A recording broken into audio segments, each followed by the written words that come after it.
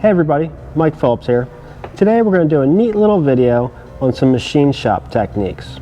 One of the fun things about being a coach builder is you really get involved in a little bit of everything. When you're a coach builder and you can build an entire car from raw material, you really have to be equipped to make anything and everything. All the suspension, all the steering, the entire chassis, the entire body, the inner structures, engine machining, foundry work, casting stuff, anything and everything. Obviously we don't produce parts like tires and things like that, but you really need to be able to take raw material off the shelf, shape it, machine it, form it, weld it into a finished product. Keep in mind, a lot of parts you are going to buy off the shelf, but a lot of them need to be modified, and that could come down to even nuts and bolts. So when you do the work like I do here in the shop, not only do we do this for our own customers, but you end up doing a lot of subcontract work for other shops, restoration shops, or even the home build guys that are very equipped builders, but might not have the tools, the equipment, or the know-how to do all the little tiny details. So I have a customer that races cars, and I do a lot of his TIG welding for him. He'll bring me odd and end jobs pretty often. So the other day he was putting his engine together, and what he found is the ARP flywheel bolts that he's trying to use, the only ones that are available for his application, are a little too long.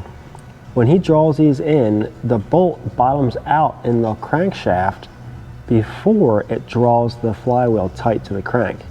So what we need to do is we need to machine a little length off of these very hard ARP flywheel bolts. So there are a ton of ways I could do this. Well, maybe not a ton, but there's probably about 5 different ways I could accomplish this job and get it done for the customer. Anything from real backyard stuff like just grinding them down with a hand grinder and then filing that last thread and cleaning them up, to putting them in the milling machine, putting them in the lathe. There's lots of ways I could do it, but we want to make sure that these are very consistent. This is an race car, so we don't want one bolt a little longer, a little shorter, less thread engagement, more thread engagement. This is going directly onto the crankshaft, so we want them to be pretty darn accurate and balanced, things like that. Would it really matter if one was an ounce heavier than another? Probably not, but again, this is a race car. We like to do things as accurately as possible, but at the same time, we want to do this quick as possible, minimal setup time, and also be consistent. So I have decided that I'm going to use the surface grinder. The precision surface grinder is going to be able to remove the exact same amount of material from all the bolts. We'll use a height gauge and a surface plate to make sure everything stays consistent. They're all exactly the same. The most important thing is not damaging these threads. This is a 12mm 1.0 thread. If you're not familiar with what that means, that is a super fine thread for a 12mm bolt. So let's go ahead and get started.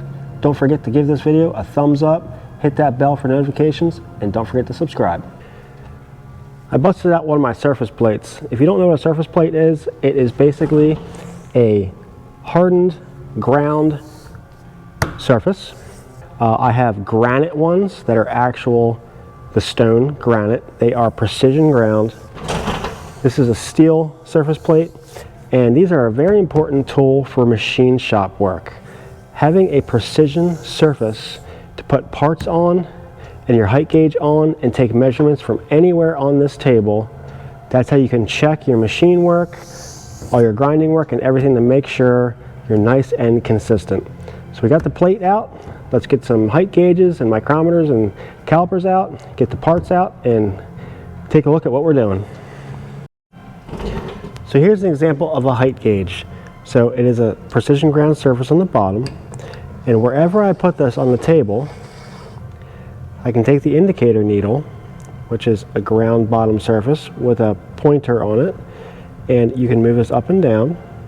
You can use it as a go no-go gauge, or it actually has measurements on the side here with fine-tune adjustments where you can walk it up and down and read the graduations on the side here to get a pretty precision measurement. In this case, we're going to use it as a go no-go gauge. Using the surface grinder with the magnetic base is going to be a real quick way to set these up in the machine. But we have to make sure that all the bolts are exactly the same. The head thickness of all these bolts is exactly the same. The height from the base to the tip is exactly the same before we start. These are ARP bolts. They're basically the best of the best. So I'm pretty confident that we're going to find that these are extremely consistent, but we still need to check them before we get started. So the first thing we're going to do is put them on the surface plate, take a height to the top of every one of them to make sure all the length is consistent throughout all the bolts. So here are all the bolts we need to do. Let's go ahead and set up our gauge on one of the bolts. We're going to bring this down till it touches. I'm going to hold this down tight, and I'm going to bring this gauge down till it touches. If I push the gauge down, I push the bolt down. Okay, it just slides under there, kind of like using a feeler gauge. It's not too tight, it's not too loose. I'm going to go ahead and lock the height of the gauge. Give it a check on that one. Okay, I can feel the amount of drag. Let's set that aside. Okay, this one is a hair, and I mean a hair shorter. Let's put that one aside. That one's consistent with that one. So is that one. So is that one. And that one. And that one. And okay, this one is actually tightest of them all. Okay, so these two are the slightest bit taller, and it's probably only about a thou. I'm going to call it good enough. They fit, but I can feel a little bit of drag. These ones you can just feel the drag. You can just feel them touching. They're all close enough. It's not like any of them have like an entire extra thread or even a half of a thread. They are all very, very consistent, good enough for what we're doing. Now, that is only accurate if the head thickness is all the same, because you have a shoulder length, head thickness, shoulder length, and thread engagement. So let's just grab a cheap digital caliper. Let's put this on thousandths. Let's measure head thickness. 0.248. 0.242. 0.244. They're all fairly consistent. None of them are obnoxiously thicker. They are all close enough for this purpose. I knew they would be good, knowing that they're ARP parts.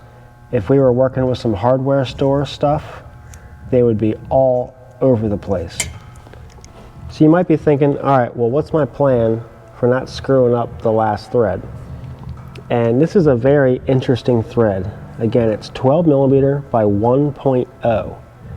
1.25 is traditionally a fine thread, a super fine thread, almost 12 mil. Usually 12 mil is 1.5 or 1.75. 1.25 would be a pretty fine thread and pretty rare. This is a 1.0. It is a very, very fine thread for a 12 millimeter bolt. So, with that said, I do not have a rethreading tool, nor do I have a tap and die for that size. So, a couple options. Went on McMaster-Carr, looked up a rethreading tool for that size. Yes, they do make it, and it was pretty expensive. It was like $60 for something I'm probably never going to use again. So I thought, what's the next best option? Well, when you're cutting a bolt, even if it's just a generic bolt or some all thread or anything, the old mechanics trick is you just put a nut on the bolt, then you cut the bolt off, and when you take the nut off, it cleans that last thread up on the way off. And that works. And it's quick and dirty, and you can even do it with just like a cutoff wheel or Sawzall or anything. That works just fine. So I looked up what just a set of nuts that are that size costs. Well, it was pretty reasonable. They sell a 5-pack for $8. So I thought, all right, well, I need them to be pretty sturdy and strong, so they need to last throughout the job. So I don't want to use just a generic nut that's going to get chewed up after 1 or 2 bolts. So I want something strong. So I looked up stainless steel ones. And a pack of stainless steel ones was $10. So I went ahead and bought a pack of stainless steel nuts. Here they are. So being stainless steel, I should be able to clean up that last thread, get this job done, and the nuts should last throughout the entire process of the job. If I used a regular nut, after 2 or 3, they might have started getting boogered up. I wouldn't be able to get them started on the next ones or risk damaging the threads. I didn't want to have to deal with that. The next option is just using a thread file. So I have a set of thread files. I have one for a 1.0, but I really did not feel like hand filing every one of these things until that first starting thread was cleaned up.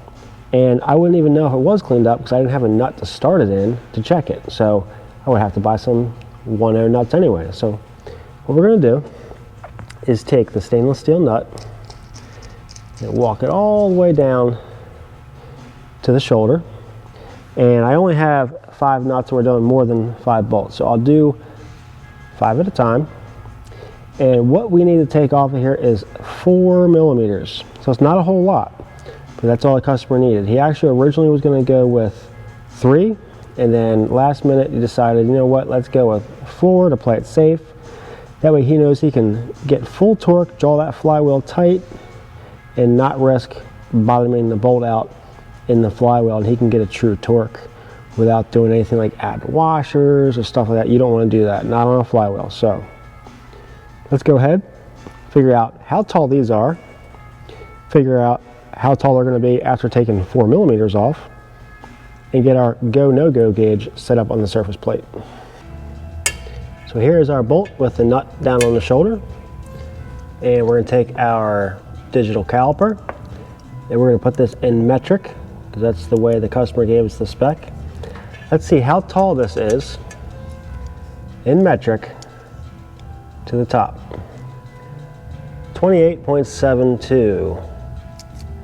Let's check a couple of them, make sure I didn't grab one of the tall ones. 28.8. 28.8. All right, so let's go with 28.8 as our standard. And let's check one more just to be good. 28.8. All right, we're going to use 28.80 as our standard. Some of them are a little longer, some of them are a little shorter. Let's start with 28.8. So we're taking 4 millimeters off. So some quick math, 28.8 minus 4 is 24.8. So that is our final measurement we're looking for, 24.80. Let's go ahead and get this set up to 24.80.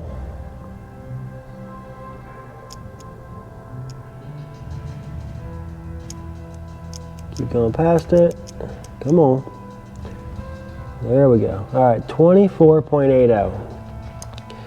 Now, let's bring our height gauge over to the edge. We've got our caliper set to 24.80. Carefully bring this down till it touches. Keep it parallel.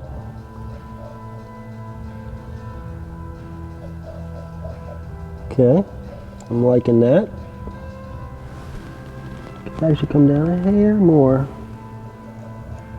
Okay, so that is just dragging. I have not accidentally pushed it down too tight because this still says 24.80. If I brought this down and I pushed that together, this number would have changed, and it did not. so I know I'm still good. 24.80. I'm going to lock this. I can also lock this one, kind of give myself a double lock. I can lock that. Let's check it. I can just barely feel the drag.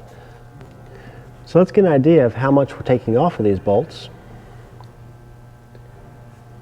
And if you already did the math in your head, you should know the answer.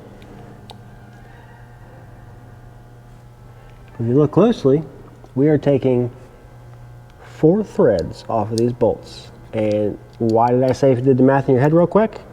Well, if you know what we're talking about with all these numbers, what was this bolt? A 12 by 10. What's the 10 mean? Well, we took off 4 millimeters, and it's a 1.0 bolt. So if we took off 1.0, that's about 1 thread per millimeter, and we're taking 4 millimeters off, so therefore we're taking 4 threads off. It's not rocket science by any means, but there you go. We're taking about 4 threads off. So this is our go, no-go gauge. So I'm going to grind these in the precision surface grinder, and until they can slide under this gauge with a little bit of drag. After we do that, we can take these nuts off. They'll clean up that last thread.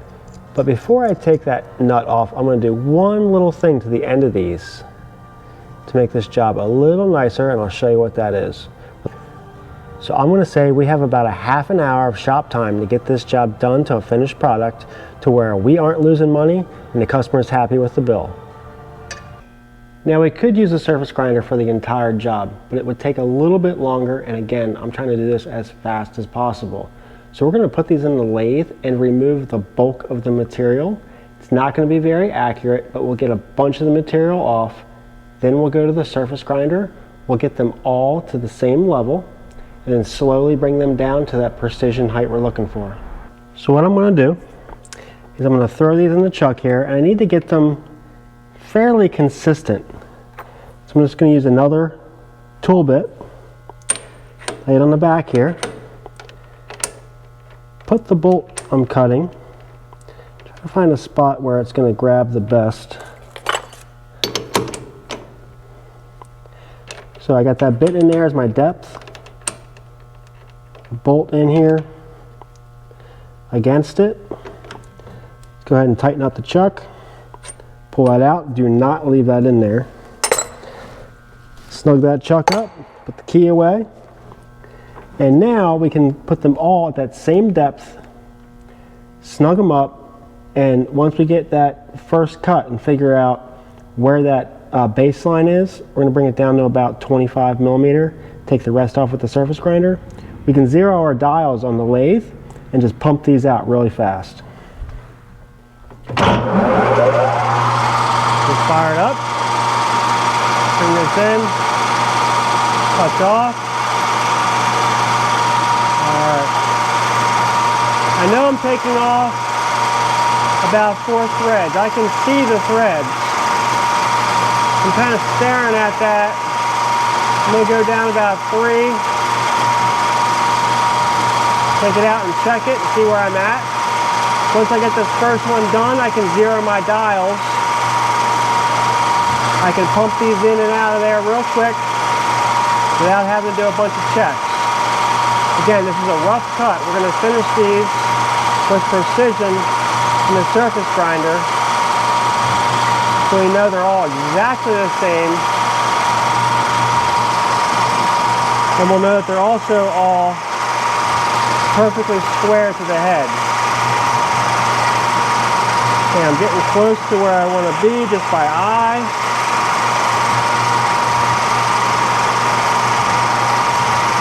And a little more, I'm right there. Alright, let's see where we're at.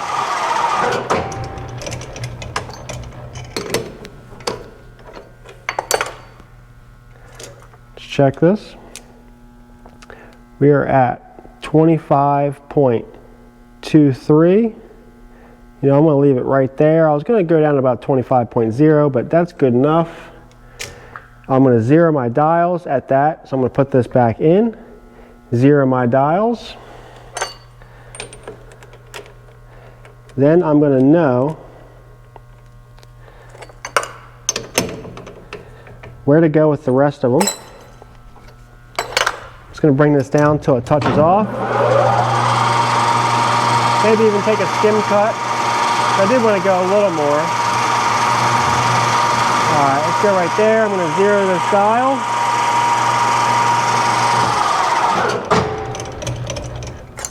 Let's cut the rest of them. We'll bring them all down to that 0 mark. And then we'll go to the surface grinder.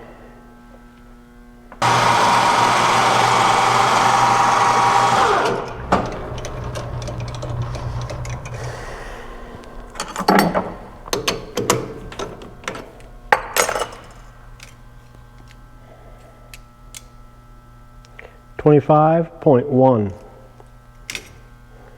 So let's see how long this step takes for each bolt.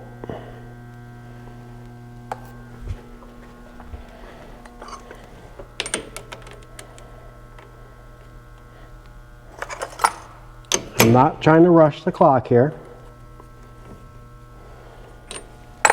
You see, I'm not racing. This is how fast I would work.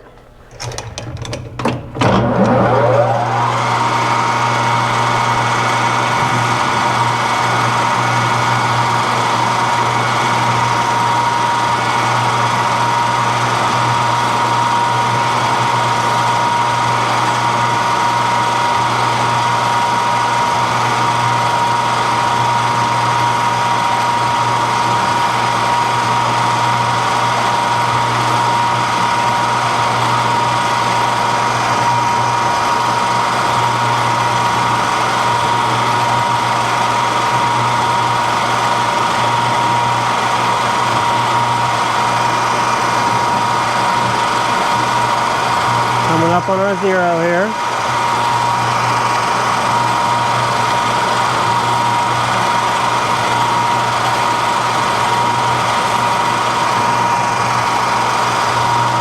Couple more. Can't cut too fast with this hardened material. Okay, there's our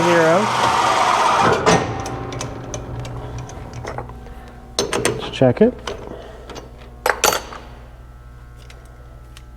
Make sure we're zeroed. 25.03. That one is done. And we are almost 2 minutes. We officially have all the bolts rough cut to about 25.0 to 25.1-ish millimeters. And again, our final height we're going for is 24.8 millimeters. So we have them all rough cut. We cut them out in the lathe real fast.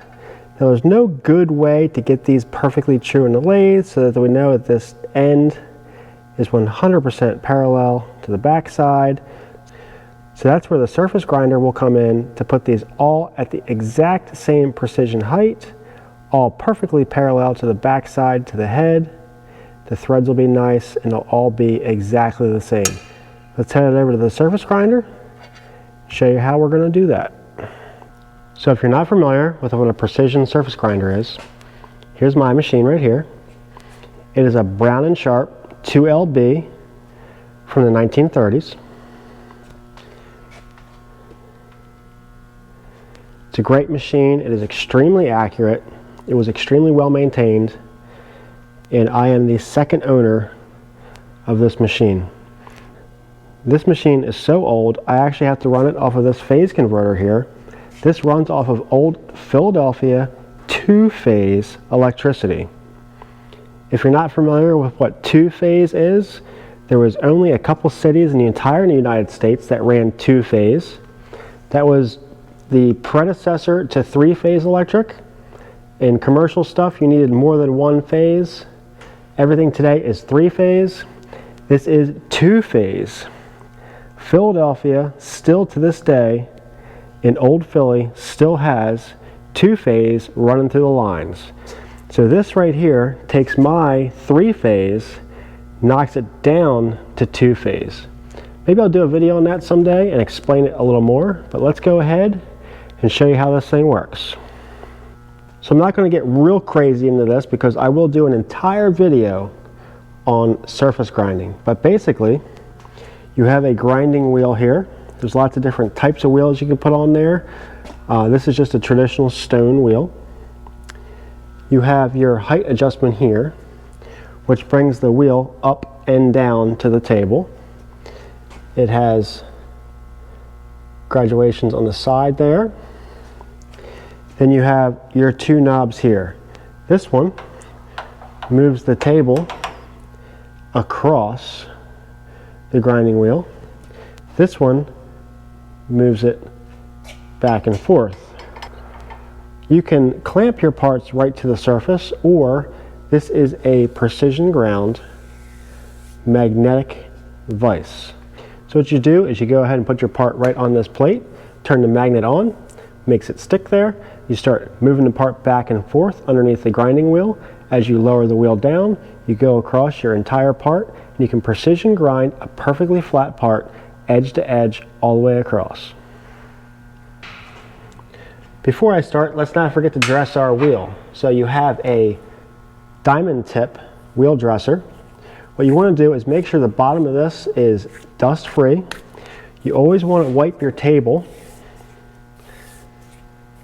And when you put a part on here, you want to slide it on. You don't really want to set it down because any dust, dirt, or grit that's under there is going to hold this off. That will ruin the accuracy of what we're doing. So what you do is you wipe this, you wipe your table, and then you come on the edge and you slide your part on like that, and that would kind of squeegee off, scrape off anything that might be underneath there. Go ahead and get your dresser right in the middle, turn the magnet on. We want to bring the wheel up. You want to come in, you don't want to be directly under it.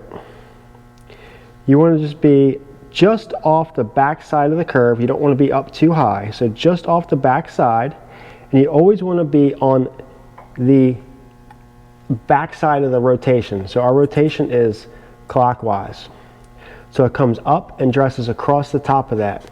You never want to be on this side, because if you dig in too deep, it's going to get sucked underneath and probably make the grinding wheel explode. So you always want to be on the back side. You never want to feed anything in from this side. What we're going to do is get this sucker spinning. We're just going to dress that off. That diamond wheel is going to make that grinding disc nice and flat. Let me get my safety glasses.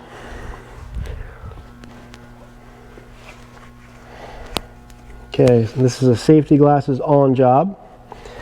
Most of you know I'm not real big on safety stuff, but make sure you always are. Let's make sure we're not touching yet, and we are not. Let's get it fired up. It gets up to full speed really, really quickly. So I'm coming across. I want to be right about there. I'm going to bring this down. With my left hand, I'm feeding it in and out, in and out. With my right hand, I'm bringing it down just a little bit at a time. It should start touching here soon. There we go. A little more. And you can actually see the wheel clean up, because where it's not grinding that off yet, the wheel's a little bit of a different color. So now we are nice and true. Shut the machine down. Magnet off. We'll set our dresser aside. Let's clean this table off.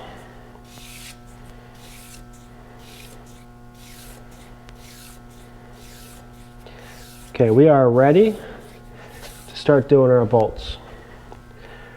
Wipe the bolt, slide it on. Let's put it in the middle. Magnet on. Always make sure your part is stuck. Don't just turn the magnet on and assume everything worked fine. I always like to give it a little wiggle, make sure we're good. Before I turn the machine on, I'm going to bring this down so I know we're at least in the ballpark.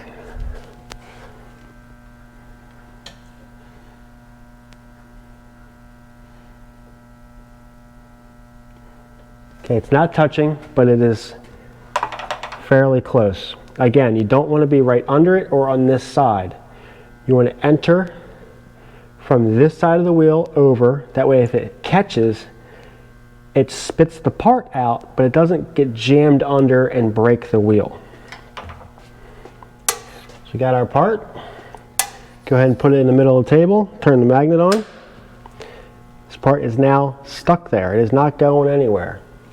We're going to do one of these bolts, and after we do one, we're going to figure out where our dial ends up so that we can just repeat them one after another. What I might actually end up doing is once I get this set up and the first one's done, I might put them all in a row, go down the whole row, do all the bolts, at least as many as I can do at a time, which is 5 because I only have 5 nuts. So we'll do 5 at a time, get them all set perfectly, and then we'll do the last couple.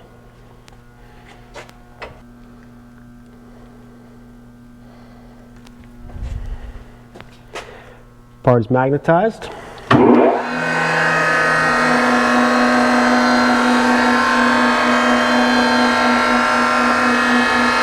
I am bringing the wheel down very slowly.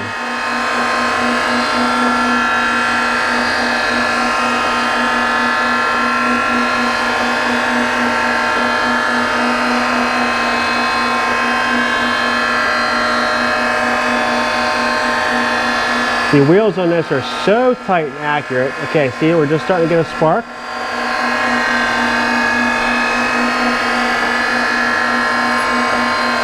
Okay, that is my 0 point. Let's go across the whole bolt.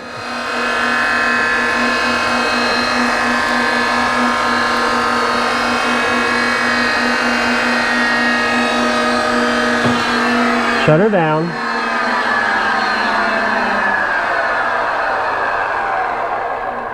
Let me show you what we got. Turn the light on. You can see it just started touching that corner, and there's actually a little high spot on the tip. And that high spot is probably about a millionth taller than the rest. Yes, a millionth. That's how accurate a surface grinder is. So what's our number? We are at, can you see that? Let's do a quick calculation and figure out where our final number is going to end up so we can just start taking off some meat. So I'm no mathematician, and I'm sure I could look up a quick calculation. Here's how I would do this. Digital caliper, set to metric, zeroed. Let's bring this out to 4.00 millimeters. Lock it. It's twitching back and forth between 00 and 01. That is close enough for these purposes. So we're at 4.01 metric system. Now watch this. Let's change the scale to inches. 0.1580 is 4 millimeters. Now what I'm going to do for these particular parts is I'm going to cross grind them, and I'll show you what I mean by that. Normally you put your part on here and you would go back and forth across the wheel this way. But for something like this, I'm not going to do that, and here's why. This part is rather tall compared to the amount of surface area that is magnetized. So there's a lot of leverage here compared to the magnetic force holding this down. So when I'm removing material, if I go to feed it under the wheel this way, chances are I'm feeding it faster than the material is being taken off. It's going to try to grab the wheel and spit the part out. I don't want to do that. So in this case, I'm going to move the part across this way. So I'm not feeding it underneath, removing material. I'm slowly going across the part. So I'm not going underneath the diameter of the wheel. So as you go under the wheel, If you're taking off too much material too fast, obviously the further you get to the middle of the wheel, the thinner the clearance is. So if you try to stuff it in there too fast, it's going to jam and spit your part out. If you go this way, you're always at a consistent height of the wheel, and you're just brushing material off. Once you go across, you can come out, feed it in a little more, and then keep going across. A couple of passes for each height adjustment. That's going to prevent this from spitting the part out, because again, this is taller than it is wide. There's a lot of leverage here, there's a lot of height here compared to the amount of surface on the magnet. So therefore, it has a high probability of throwing my part. So let's go ahead and start removing a little bit of material, nice and slow, and see how this goes.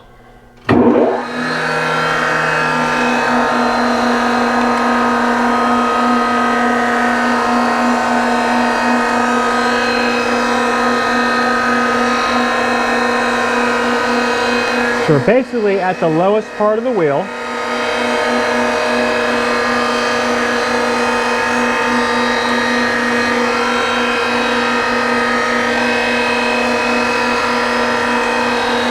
So take a brush off of it. Come out, move my part back to the lowest part of the wheel. Go across. Keep doing that. I'm going to come back to this side. I'm going to bring this down one single line. Go across slow.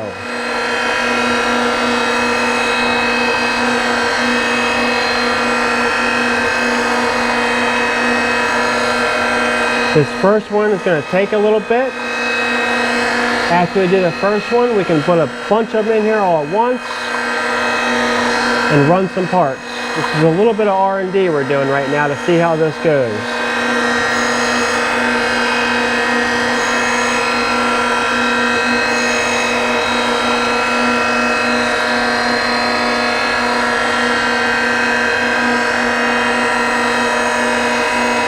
Trying to get a feel for how much I can safely take off without risking throwing that part and shattering my grinding wheel.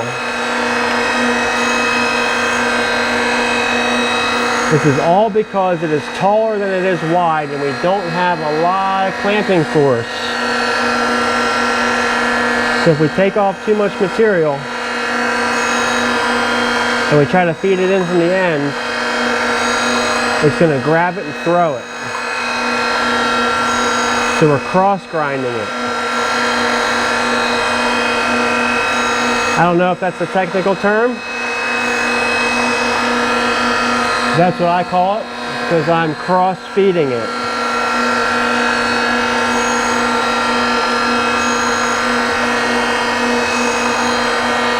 I am not a schooled machinist.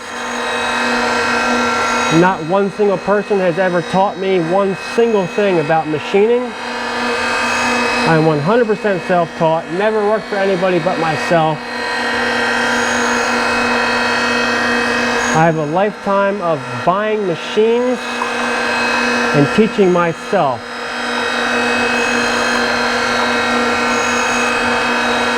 Common sense and figuring out what works and what doesn't work, with some knowledge in physics, it'll get you a long way.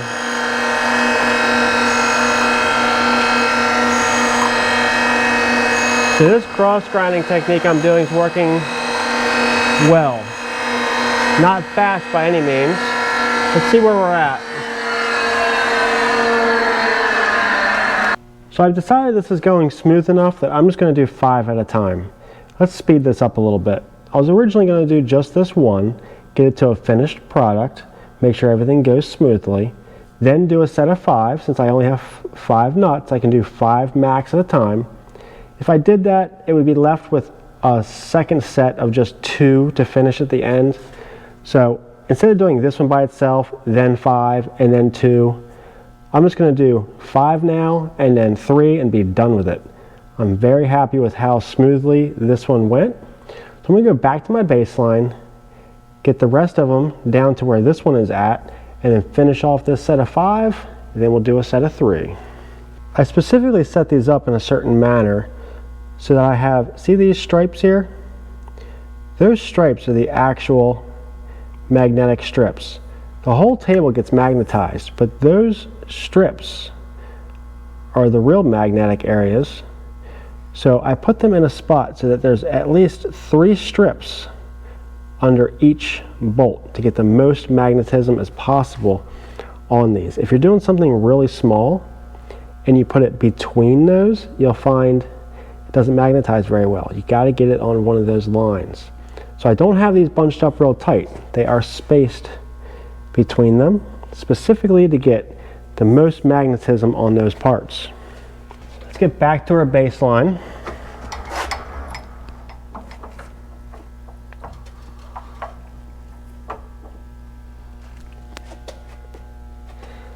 I know when I started, I know what number I was at here. Let's get back to there and see if we're still clearing. It is really close, but it does clear.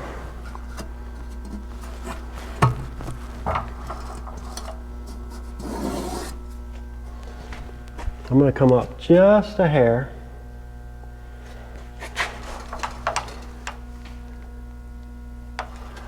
Let's make sure they all clear. None of them are going to try and grab. Because remember, a couple of these were a little taller than others. Okay, they all look good.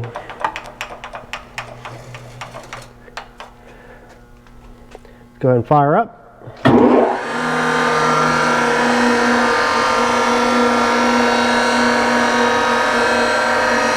Make sure we're clearing on all of them.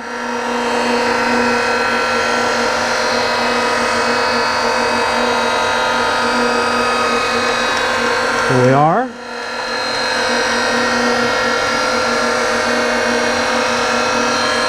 Come down till we just start to touch that first one. Alright, so we're just touched off on that first one. Let's brush across them all. This one's hitting a little harder than that first one was, so we're going to go across very slow. We don't want it to catch too quickly. We know we're going to clear that one. That's one we already did. Here comes the next one. Seems to be touching this one a little harder than the rest. Remember, this is grinding to the millionth.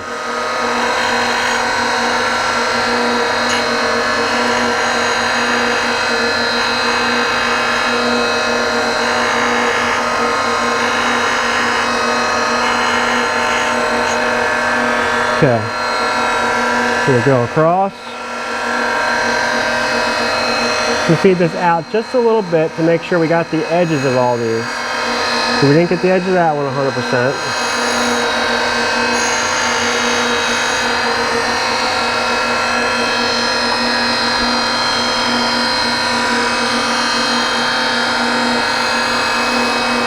We're trying to get these all to the same baseline.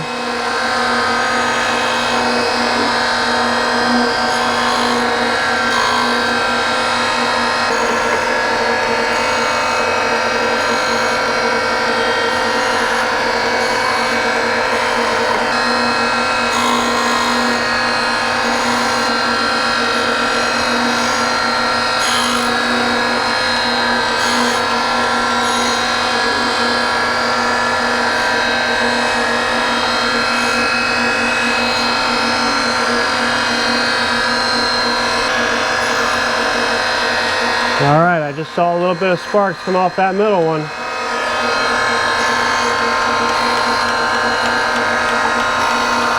Just grazing it.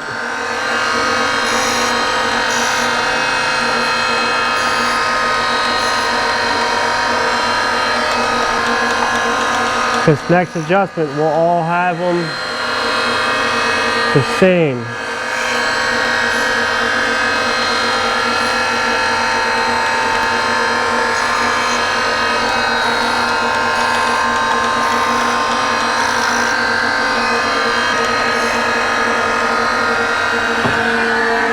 We're going to stop there, turn the magnet off. We're going to grab one of these and we're going to check it. All right, look at that. 24.86. We're going to give them a quick brush and that'll be good.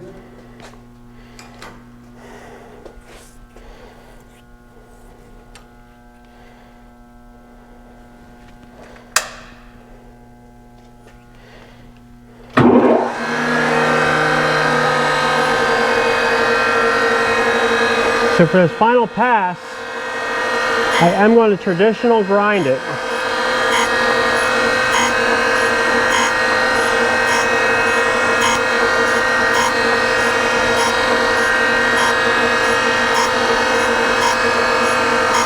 I'll explain why in a second.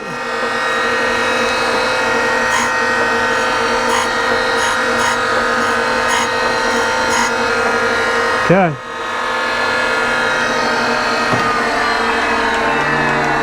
These are all at their final height.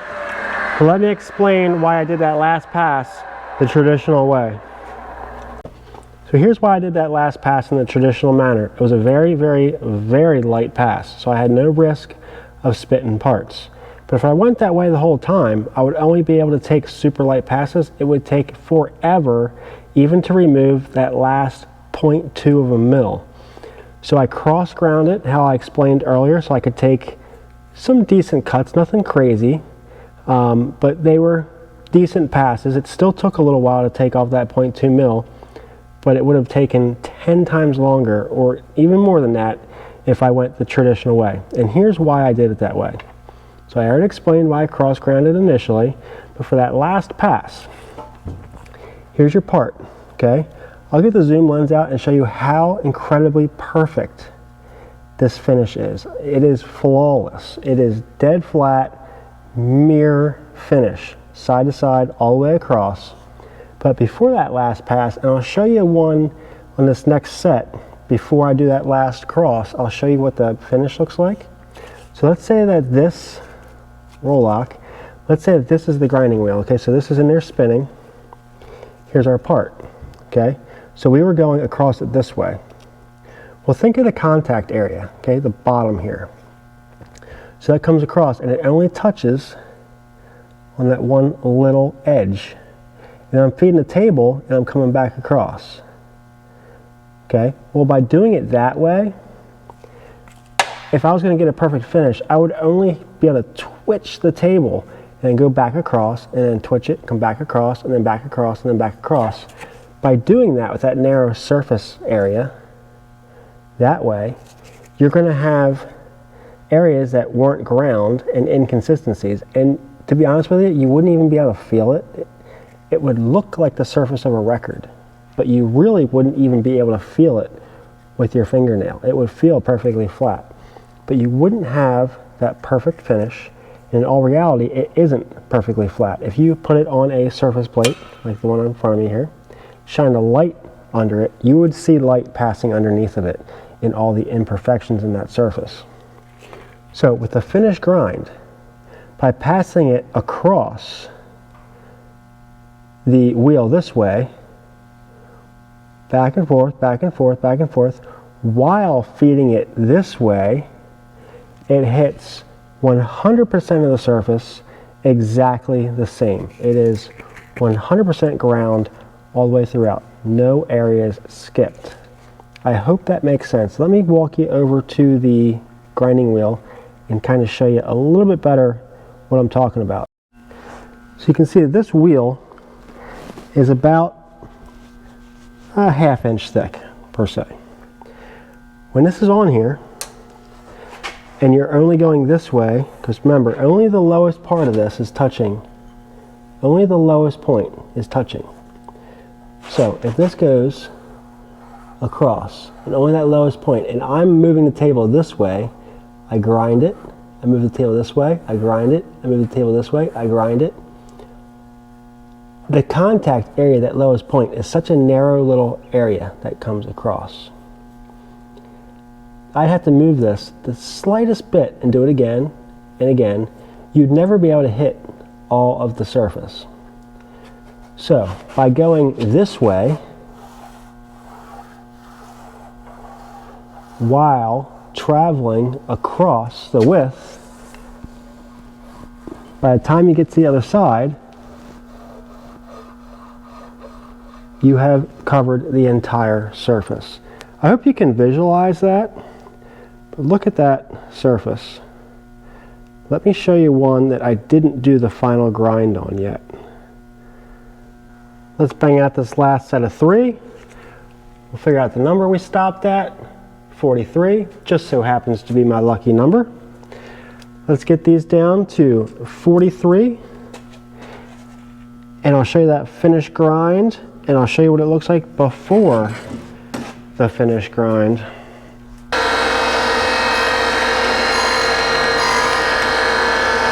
These ones all squared up pretty quickly since we didn't have one that was pre-ground, so we had to try to catch up to.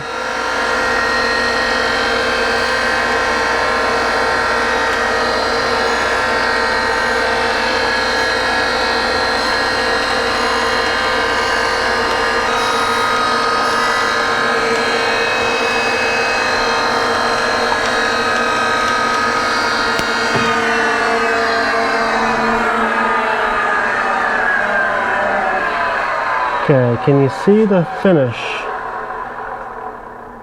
on that? See that? See all the facets? Again, because it's just that lowest point coming across. I'm moving the table, going back.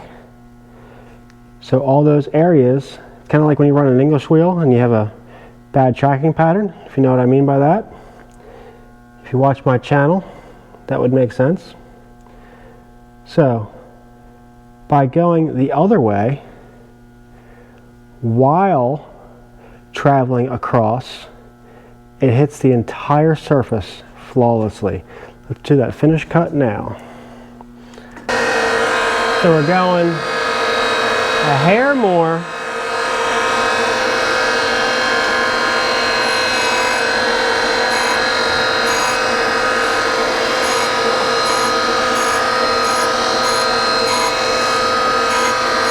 While traveling across the width of the grinding wheel.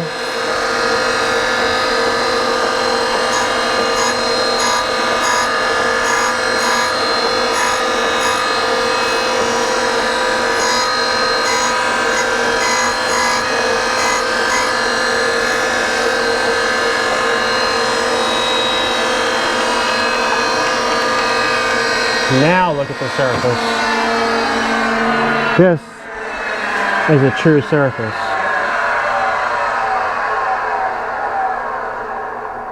See that? That is how perfect a surface grinder is. And if you were doing a big piece of material, you can surface grind that whole thing to within a millionth.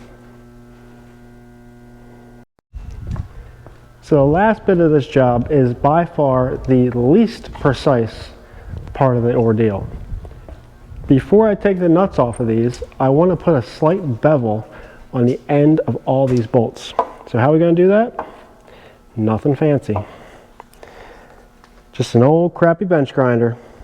I'm going to hold this at the slightest angle, probably about the angle you would sharpen a drill bit at, and just roll it in my fingers and put a little tiny bevel on the edge of that. Then I will clean it up on the wire wheel. Then we'll spin the nuts off.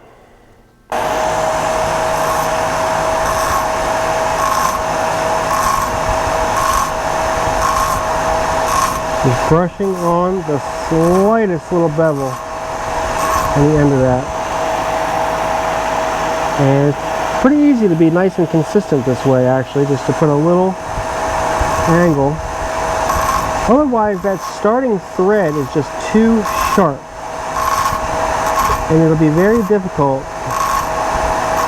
to start this bolt. Even though the last thread is healthy, it's just such a sharp edge.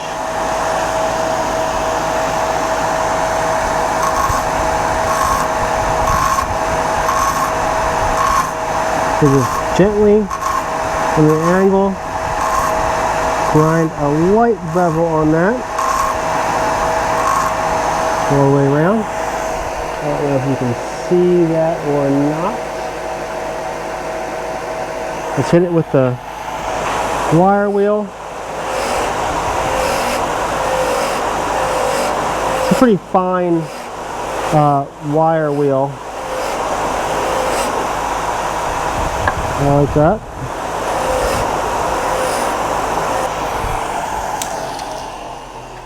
Let's take them off.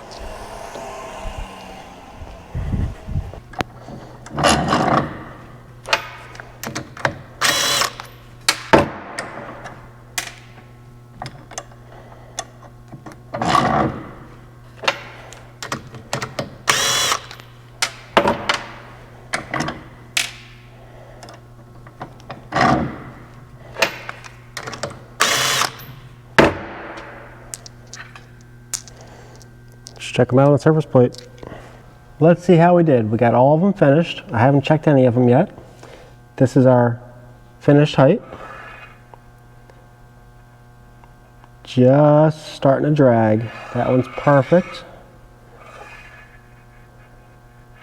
Same.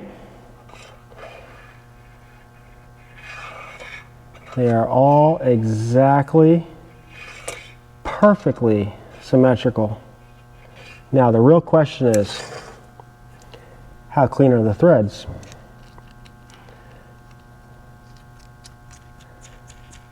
Starting nice and easy. And one more. I'm happy. With the zoom lens on here, you can see the finish on all these with the bevel I put on the edge.